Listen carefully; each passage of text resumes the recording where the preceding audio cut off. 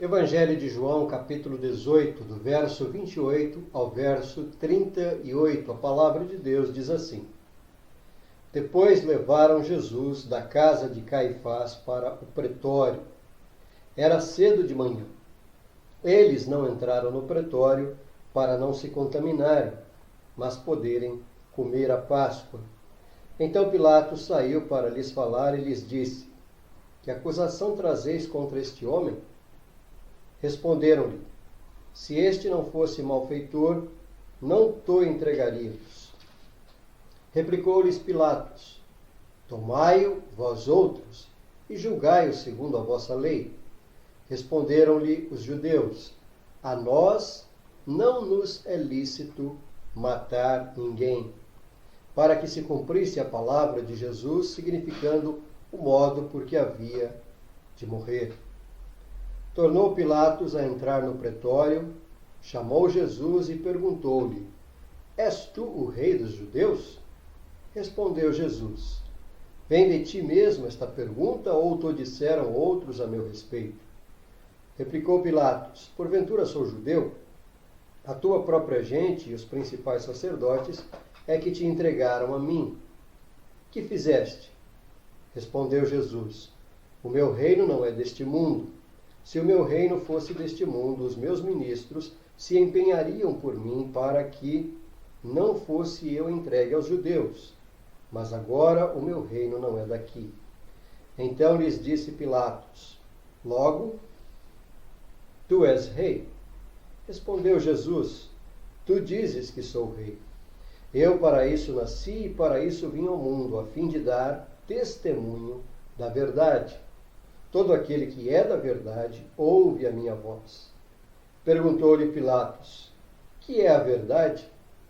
Tendo dito isto, voltou aos judeus e lhes disse: Eu não acho nele crime algum. O Credo Apostólico, que é um dos mais antigos documentos da história do cristianismo, traz esta declaração: Concebido por obra do Espírito Santo, nasceu da Virgem Maria, padeceu sob o poder de Pôncio Pilatos. Nesta declaração de fé, nós temos, portanto, uma referência a Pôncio Pilatos. E esta referência a Pôncio Pilatos, no Credo Apostólico, tem sua explicação no fato de que ele foi a autoridade pública, a autoridade política que se colocou diante do Senhor Jesus como seu juiz. E na posição de juiz, após interrogar o Senhor Jesus Cristo, o veredito de Pilatos foi este que nós lemos no final do verso 38. Eu não acho nele crime algum. Este foi o veredito do governador romano. Por que então, ao invés de tomar uma decisão com base no seu próprio julgamento, ele colocou o assunto diante da multidão para que a multidão decidisse a situação? Pilatos era governador da Judéia e, de acordo com alguns registros históricos, Pilatos sempre enfrentou dificuldades para lidar com o povo da Judéia. Pilatos não era bem visto pelo povo da Judéia e ele mesmo também, evidentemente, que não tinha grande simpatia pelo povo da província da Judéia. No capítulo 13 do Evangelho de Lucas existe uma referência que diz: Galileus cujo sangue Pilatos misturara com os seus sacrifícios que os mesmos realizavam. Ou seja, o texto aqui, evidentemente, em Lucas, ele não nos oferece muitos detalhes para entendermos qual foi o pretexto usado naquele contexto para tirar a vida dos galileus aqui mencionados. Mas o que nós percebemos é que Pilatos certamente conquistou a reputação de um líder cruel e arrogante diante de galileus, de judeus, enfim, do povo daquela região da Palestina. O fato é que no contexto da prisão do Senhor Jesus, nós percebemos que Pôncio Pilatos estava diante de um dilema. Ele estava sob pressão política. E esta é a razão que nos ajuda a entender por que é que, ao invés de tomar uma decisão própria, segundo a sua análise, segundo o seu julgamento, ele colocou o assunto diante da multidão. O esforço de Pilatos era tentar agir de modo a agradar a multidão e evitar algum tipo de revolta que pudesse prejudicar a sua credibilidade diante do imperador, o imperador romano, que naquele contexto era o imperador Tibério.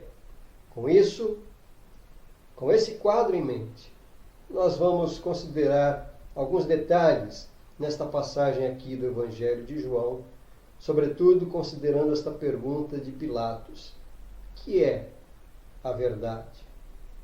A partir do verso 28, nós somos informados que o Senhor Jesus Cristo foi levado cedo de manhã até o pretório, que era o palácio em Jerusalém, onde o governador costumava ficar em ocasiões especiais. E naquela ocasião estava ocorrendo a festa dos judeus, que era a Páscoa. Então, durante o período da Páscoa, que era uma festa que ocorria ali na Judéia, Pilatos então estava ali no seu palácio chamado pretório. Agora, veja o detalhe que o apóstolo João registra no verso 28.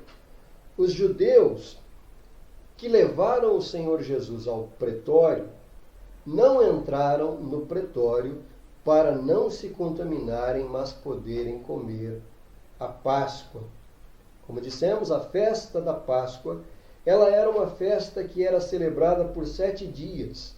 E para participar de toda a festa, do início ao fim, os sacerdotes e oficiais tinham que se manterem preservados de qualquer forma de contaminação. Entrar na residência de um pagão, como era o caso de Pôncio Pilatos, era algo impensável, porque aquilo representaria estarem expostos à contaminação espiritual. Então, para que eles pudessem se manter puros para os dias das suas festas religiosas, eles conduziram o Senhor Jesus ao pretório, mas eles ficaram do lado de fora. Estes homens estavam agindo com muito cuidado, para que eles pudessem assim evitar qualquer comprometimento da sua pureza espiritual e ao mesmo tempo estavam envolvidos no ato mais perverso da história da humanidade. Enquanto levavam o Cordeiro de Deus ao matadouro, queriam ao mesmo tempo ter a certeza de que as suas mãos permanecessem absolutamente limpas do sangue inocente que seria derramado. Portanto, nós temos aqui esse contraste. Eles não queriam se contaminar entrando no palácio de um pagão para poderem continuar participando da festa da Páscoa. Ao mesmo tempo, eles estavam conduzindo uma pessoa para ser julgada e condenada à morte, sem que essa pessoa tivesse cometido qualquer crime. O que é que isso nos diz? Nós temos aqui pessoas que tinham toda a sua atenção voltada para cada detalhe das regras da sua religião. Porém, eles não possuíam nenhuma fé genuína. Embora fossem religiosos, estavam com os seus corações completamente distantes de Deus, cheios de ódio, de inveja, tramando contra a vida de um inocente. Quando nós lemos os livros do Antigo Testamento, nós percebemos que uma das frequentes mensagens dos profetas era exatamente o quanto Deus odiava, não suportava religiosidade vazia, separada de uma vida prática de piedade. Estes homens que levavam o Senhor Jesus Cristo a Pilatos eram homens zelosos da sua religiosidade, mantinham os seus rituais, estavam preocupados em permanecerem limpos de qualquer contaminação espiritual, enquanto, ao mesmo tempo, entregavam o Filho de Deus para ser julgado e condenado à morte. E nós, hoje, no século XXI, podemos ler sobre a atitude destes homens e pensar, poxa, mas como estes homens eram hipócritas! Quão tenebroso era o coração deles! E nós? Será que nós muitas vezes não temos agido assim como estes homens, sendo apenas religiosos, mas não tendo uma vida cristã, prática e piedosa na presença do Senhor? Quantas vezes talvez nós também não somos incoerentes, sendo zelosos de determinadas coisas que envolvem a religião ou a religiosidade, mas ao mesmo tempo cometemos coisas que de fato desagradam a Deus, que prejudicam o nosso próximo.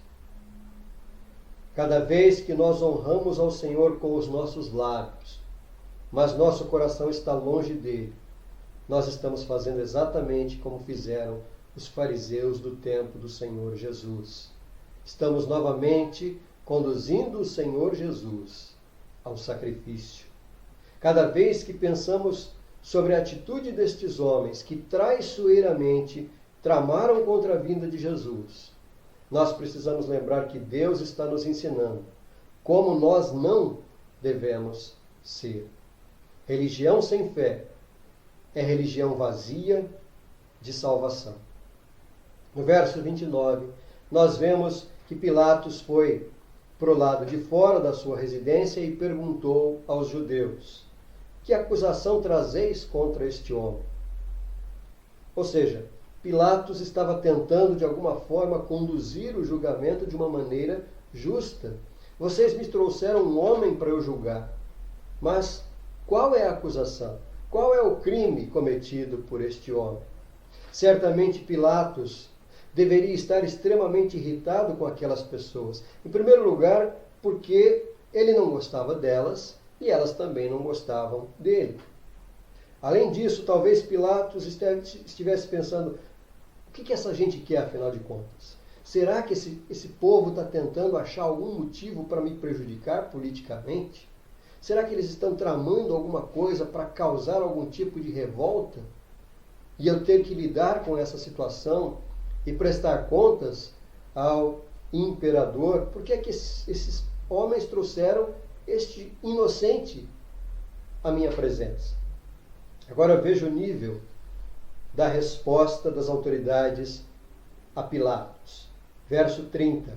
Se este não fosse malfeitor, não te entregaríamos. Por que você acha que nós trouxemos ele para você? Pilatos. Por quê? Você acha que nós traríamos este homem até você se ele fosse inocente, se ele fosse um santo? Trouxemos porque ele é malfeitor. E o seu trabalho como governador é julgar este malfeitor. Essa resposta nos dá uma ideia da tensão que havia entre os líderes do povo judeu e Pôncio Pilatos, governador da Judéia. Agora veja o que diz a sequência do texto. Replicou-lhes, pois, Pilatos: tomai-o vós outros e julgai-o segundo a vossa lei. Em outras palavras, Pilatos estava dizendo: olha, o problema não é meu, o problema é de vocês. Resolvam vocês de acordo com a lei de vocês. E aí, é nesse momento que estes homens revelam por que exatamente que eles levaram o Senhor Jesus até Pilatos. Versos 31 e 32. Responderam-lhe os judeus: a nós não nos é lícito matar ninguém, para que se cumprisse a palavra de Jesus, significando o modo por que havia de morrer. Ah, então essa é a ideia. Na lei de vocês, vocês não podem matar. E agora vocês querem que eu faça o que vocês não podem fazer. É isso. Verso 33. Tornou Pilatos a entrar no pretório, chamou Jesus e perguntou-lhe: És tu o rei dos judeus? Ou seja, Pilatos entendeu que o problema dos judeus com Jesus não era meramente teológico, mas era um problema pessoal e político. E nesse caso, Jesus talvez fosse, quem sabe, na mente de Pilatos, talvez, quem sabe, Jesus fosse um revolucionário querendo liderar um movimento contra o Império Romano, contrariando inclusive as próprias autoridades religiosas da Judéia. Então Pilatos faz uma pergunta achando que vai levar Jesus a se comprometer. Ele faz uma pergunta provocativa, tentando, agora eu vou colocar ele numa situação difícil. És tu o rei dos judeus? Você é um rei? Você é o rei dos judeus? Agora observe a resposta do Senhor Jesus. Verso 34. Vem de ti mesmo esta pergunta, ou te disseram outros a meu respeito? Essa pergunta é fruto das suas conclusões, ou você ouviu isso de alguém? Pilatos, na condição de juiz, começa a ser questionado por aquele que é o supremo juiz. Verso 35. Replicou-lhe Pilatos: porventura sou judeu? A tua própria gente e os principais sacerdotes é que te entregaram a mim. Que fizeste? Respondeu Jesus: o meu reino não é deste mundo. Se o meu reino fosse deste mundo, os meus ministros se empenhariam por mim para que não fosse eu entregue aos judeus. Mas agora o meu reino não é daqui. Agora veja a dedução de Pilatos. Então lhe disse Pilatos: logo tu és rei? Respondeu Jesus: tu dizes que sou rei. Eu para isso nasci e para isso vim ao mundo, a fim de dar testemunho da verdade. Todo aquele que é da verdade ouve a minha voz. Veja que, de certa forma, Pilatos ele vai se perdendo em meio aos seus questionamentos. As perguntas de Pilatos geralmente são perguntas que têm um toque, refletem um certo tipo de cinismo de alguém que acredita que está no controle da situação. Porém, o raciocínio do Senhor Jesus faz com que Pilatos tenha dificuldades de acompanhar esse raciocínio. O Senhor disse que o reino dele não é daqui. E então Pilatos pergunta: então você é rei? O Senhor Jesus poderia replicar: olha, você acha o quê? Se eu acabei de dizer que eu tenho um reino, naturalmente eu sou rei. Obviamente que Jesus estava aqui confirmando que ele tem um reino e que ele é um rei. Mas não se trata de um reino de acordo com a compreensão limitada de Pilatos. O reino do Senhor Jesus não é um reino do tipo que existe neste mundo. O reino do Senhor Jesus não é igual ao que Pilatos conhecia, que no caso era o Império Romano, construído por meio da violência, da guerra, do derramamento de sangue e marcado por corrupção. É assim que os reinos deste mundo funcionam, mas o reino do Senhor não é um reino que se pareça com os reinos deste mundo. E isso não significa que o Senhor Jesus não tenha domínio e autoridade que inclua o mundo. Não significa que o seu domínio seja apenas no mundo espiritual, porque ele é o mesmo que disse: toda a autoridade me foi dada nos céus e na terra. Ele é Rei dos reis e Senhor dos senhores. Por isso, o seu senhorio está sobre todos os reinos que existem sobre este mundo. O que o Senhor Jesus diz aqui é que o seu reino não é igual ao reino de Pilatos. Jesus reconhece sua missão real. E ele diz: sim, Pilatos, eu sou o rei. E por esta causa nasci. Por esta causa vim ao mundo, a fim de dar testemunho da verdade. O que é que isso significa? Significa que o Senhor Jesus estava dizendo que ele não apenas é a verdade, mas ele veio para dar testemunho da verdade de Deus. Ele é o rei do reino da verdade. E a verdade de Deus é que o Senhor Todo-Poderoso reina. E Pilatos e os sacerdotes que estavam do lado de fora do pretório, um dia estarão no juízo, na presença do Rei dos Reis, Senhor dos Senhores, o Rei dos céus, o Criador. E o Senhor Jesus declara a Pilatos que a sua missão era dar testemunho da verdade. Então Pilatos dirige essa pergunta, registrada no verso 38. Essa profunda pergunta que segue ecoando ao longo dos séculos. Que é a verdade? Em pleno século XXI, essa pergunta de Pilatos continua extremamente presente. Nós vivemos em uma cultura na qual a verdade não apenas é relativa, mas ela é sistematicamente distorcida. Há infinitas verdades, e cada um pode acreditar na verdade que melhor se acomoda às suas necessidades, convicções ou interesses. Porque a verdade do mundo, no fim das contas, é sempre mentira. Algo pode ser verdade para um, mas pode não ser verdade para o outro. A verdade no mundo em que vivemos, ela não é objetiva, ela é subjetiva, ela é também relativa. O que o Senhor Jesus Cristo estava falando a Pilatos e o que ele também fala a nós é que o seu reino é o reino da verdade. O seu reino é o reino verdadeiro, é um reino objetivo.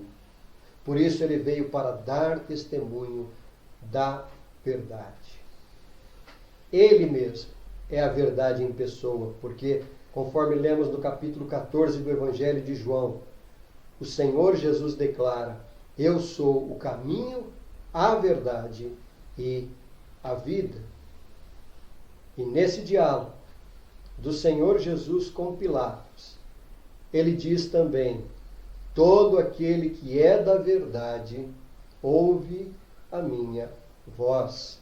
Pilatos não esperou a resposta de Jesus. Ele pergunta o que é verdade, mas ele não aguarda a resposta. Ele se retira e vai dizer novamente ao povo que estava lá fora: eu não encontro crime algum neste homem.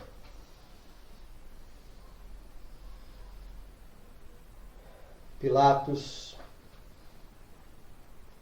é uma figura da história que teve uma missão difícil. A difícil tarefa de julgar Jesus, o Filho de Deus.